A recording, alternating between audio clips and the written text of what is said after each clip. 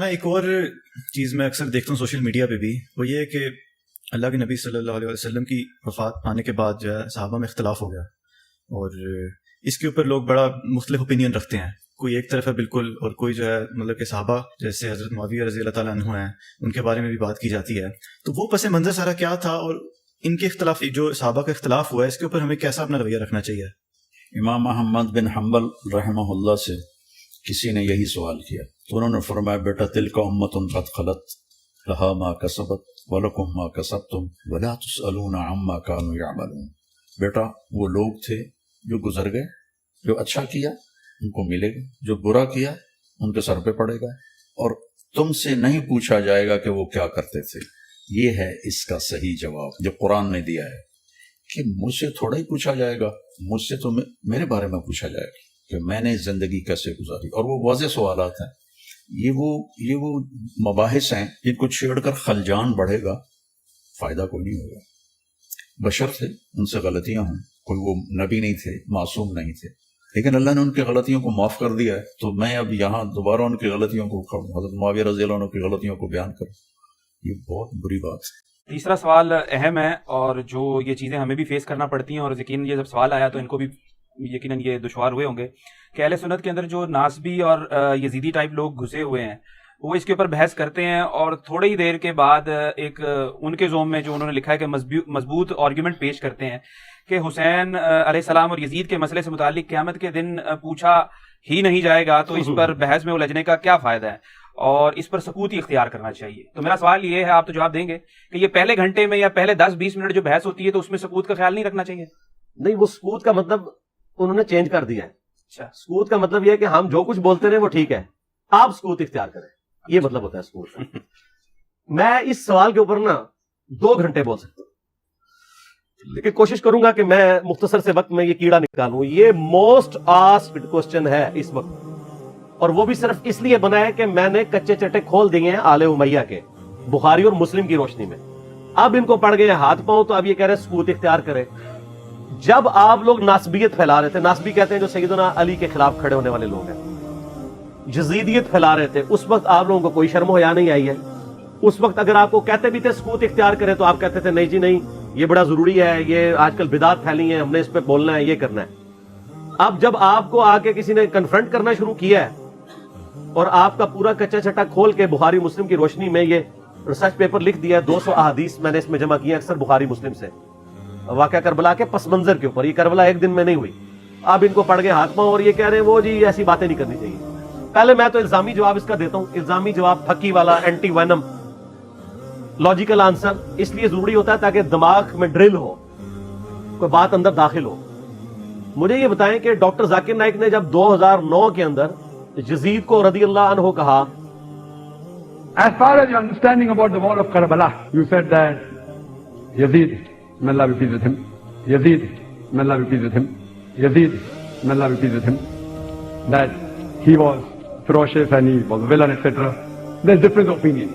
We're not here to discuss about history, and neither do I want to get a difference in the Muslim Ummah. What we say, there's a difference of opinion between the Sahaba. That's history.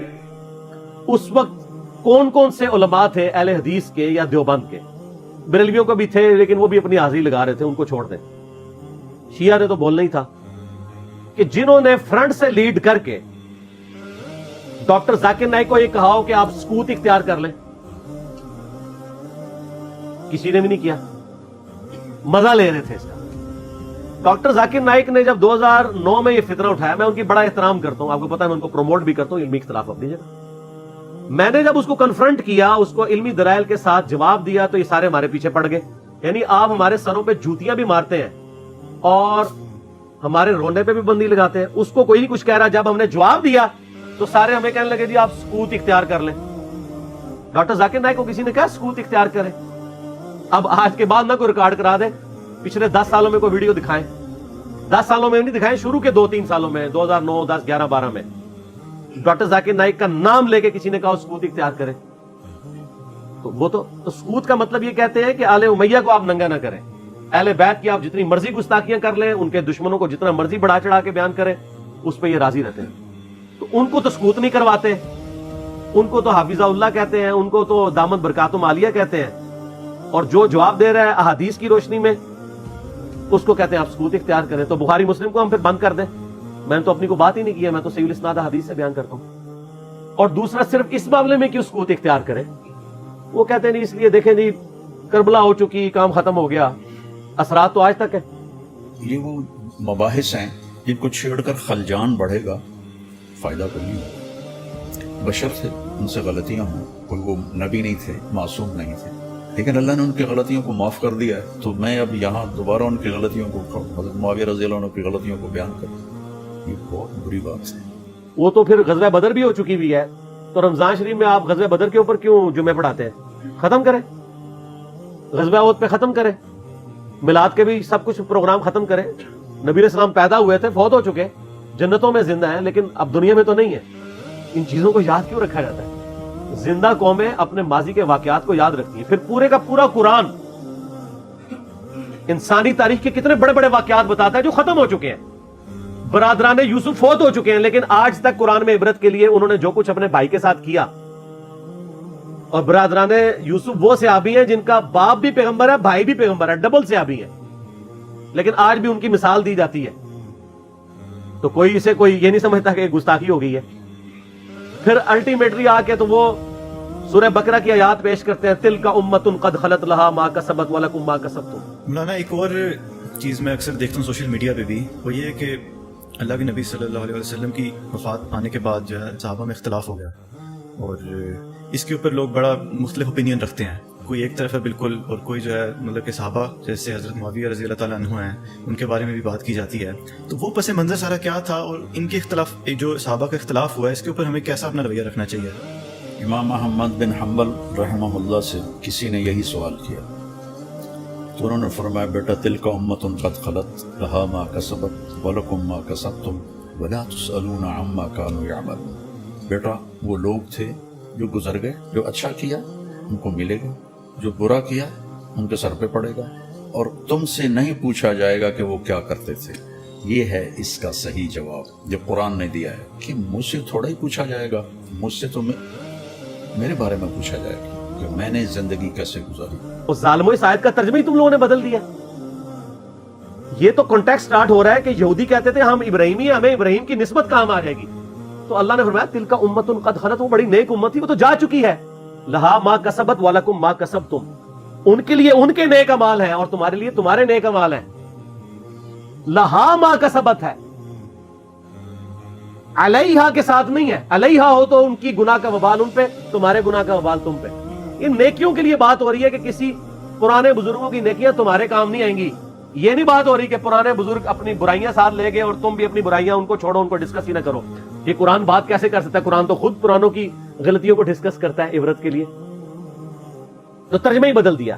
یہ یہودیوں کو taunt کیا گیا تھا کہ تم ابراہیمی ہونے کا دعویٰ کرتے ہو اور کہتے ہو ابراہیم کی نسبت ہمیں کام آئے گی, ان کے نیک اعمال تو وہ ان کے نیک اعمال ان کے لیے تھے.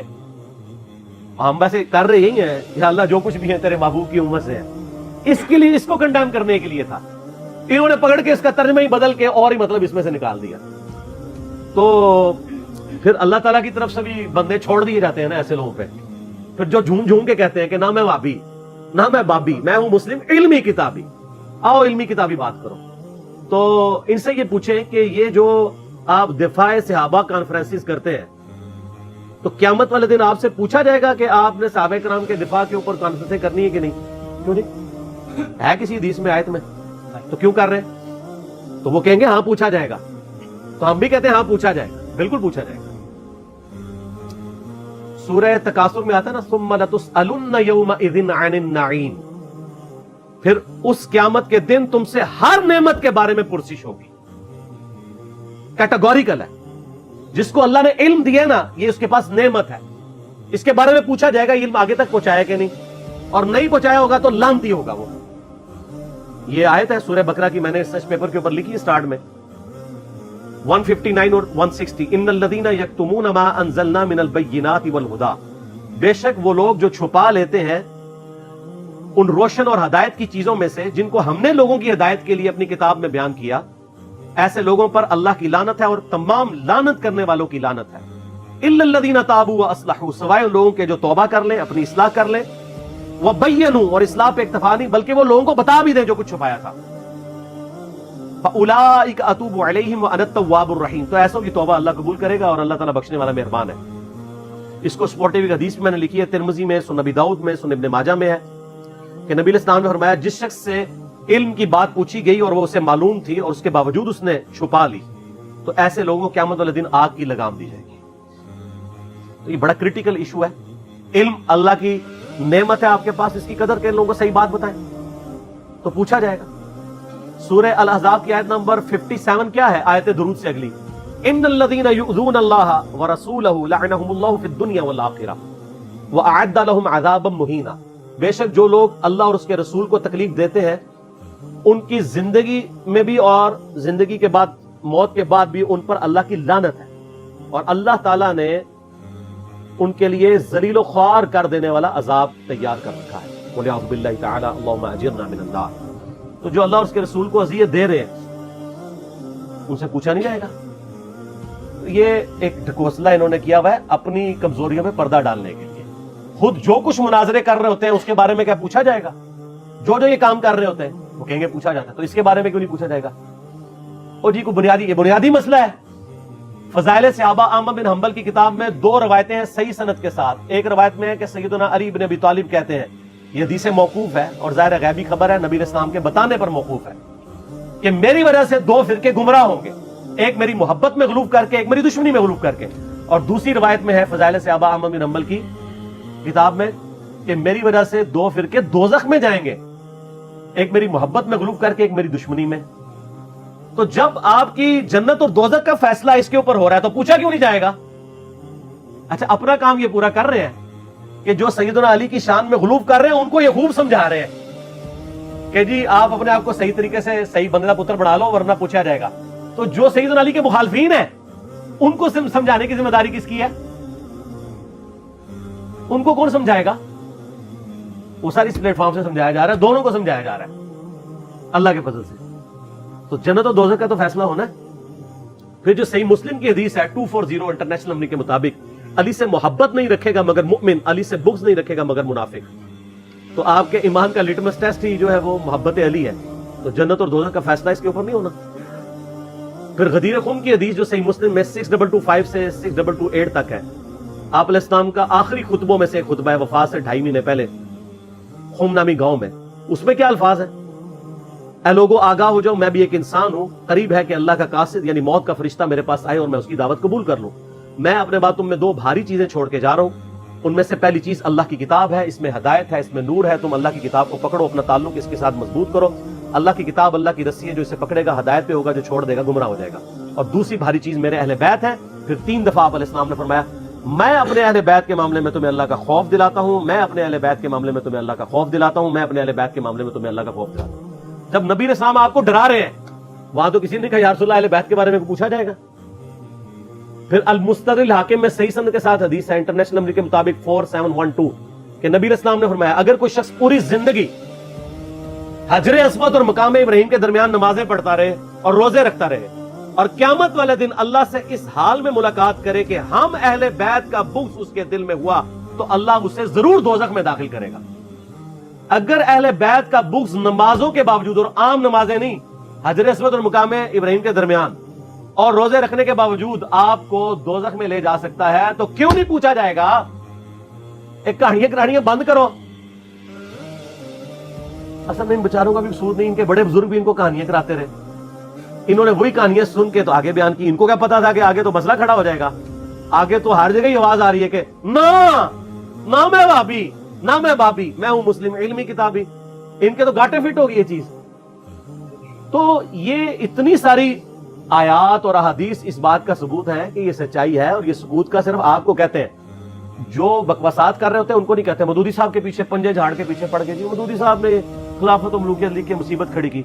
और भाई जो आपके रूहानी अब्बा जी महमूद अहमद अब्बासी साहब मुनकरीन हदीस में से थे, जिन्होंने खिलाफत मुआविया और यजीद किताब लिख के सैयदना अली की गुस्ताखियां की, हुसैन इब्न अली की गुस्ताखियां की अलैहिस्सलाम, उसके जवाब में खिलाफत मलूकियत आई है। कहते नहीं एवी लिख दी, एवी नहीं लिखी, जवाब में लिखी है।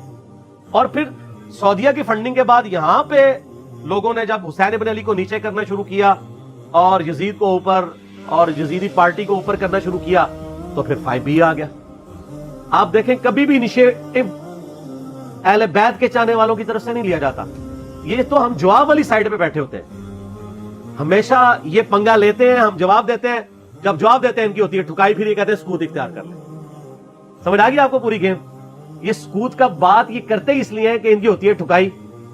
ان کو تو یہ حدیثیں ضم نہیں ہوتی ہیں. اب یہ اپنے امام کو منہ نہیں دکھا سکتے, پھر ان کو بڑی مصیبت کھڑی ہو جاتی ہے کہ اب کیا کریں, کس طریقے سے آپ قابو کریں. تو آخری حال یہ ہے سکوت اختیار کر لیں. سکوت آپ لوگوں نے تو کوئی نہیں اختیار کیا. آپ کے سامنے جب صحابہ کرام کی توہین ہوتی ہے تو آپ کیوں شیعہ کو سمجھاتے ہیں؟ سکوت اختیار کریں نا. کون سا آپ سے قیامت دن پوچھا جائے گا؟ یہ میں الزامی طور پہ بات کر رہا ہوں. اور آپ کے بڑے بزرگ سیدنا علی اور حسین ابن علی کی گستاخیاں کریں, ان سے اپنے بغض کا اظہار کریں, جب ہم ان کو سمجھائیں تو ہمیں کہتے ہیں آپ سکوت اختیار کریں. تو سر یہ 2 نمبر پالیسی چھوڑ دیں. میں نے پہلے بھی ان کو کہا ہے کہ لوگ گھاس کھانا چھوڑ چکے ہیں. پہلے لوگوں کو آپ نے بے زبان بھیڑے بنایا ہوا تھا, اب لوگوں کے ہاتھ میں قرآن و حدیث آ گیا, اور اس ریسرچ پیپر کے بعد تو یقین کریں ان کے پلے کوئی شے نہیں رہی ہے. یہ ریسرچ پیپر آپ ضرور منگوا کے پڑھیں, ایکسٹرا آرڈنری ریسرچ پیپر ہے, انشاءاللہ آپ کو معاملات کلیئر ہو انشاءاللہ. ٹھیک ہوگی.